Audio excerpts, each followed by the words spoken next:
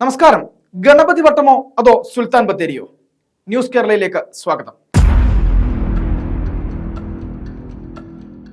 വയനാട്ടിലെ സുൽത്താൻ ബത്തേരിയുടെ പേര് ഗണപതി വട്ടം എന്ന നിലപാട് ആവർത്തിച്ച് BJPയുടെ സംസ്ഥാന അധ്യക്ഷൻ K. സുരേന്ദ്രൻ അധിനിവേശ ശക്തികൾ സുൽത്താൻ ബത്തേരി ആക്കിയതാണെന്നും അദ്ദേഹം പറഞ്ഞു. സുൽത്താൻ ബത്തേരിയുടെ പേര് മാറ്റി ഗണപതി വട്ടമാക്കുന്ന K. സുരേന്ദ്രന്റെ പരാമർശം വിവാദത്തിലായിരുന്നു.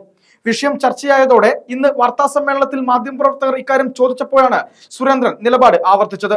ലോക്സഭാ തെരഞ്ഞെടുപ്പിൽ വയനാട് മണ്ഡലം സ്ഥാനാർത്ഥിയായാണ് സുരേന്ദ്രൻ മത്സരിക്കുന്നത്. താൻ തിരഞ്ഞെടുപ്പിൽ ജയിച്ചാൽ സുൽത്താൻ ബത്തേരി ഗണപതി വട്ടമാക്കും എന്നാണ് അദ്ദേഹം പറഞ്ഞത്.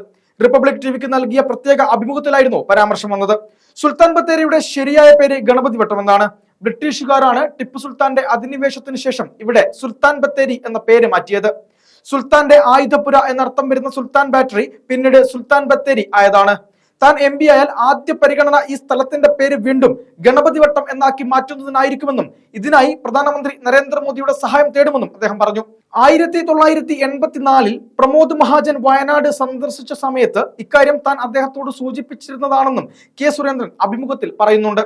സുൽത്താൻ ബത്തേരി എന്ന പേരിന്റെ ആവശ്യം നിലവിലില്ല. മലയാളികളെ ആക്രമിക്കുകയും ഹിന്ദുക്കളെ മതം മാറ്റുകയും ചെയ്ത വ്യക്തിയാണ് ടിപ്പു സുൽത്താൻ എന്നും സുരേന്ദ്രൻ പറഞ്ഞിട്ടുണ്ട്.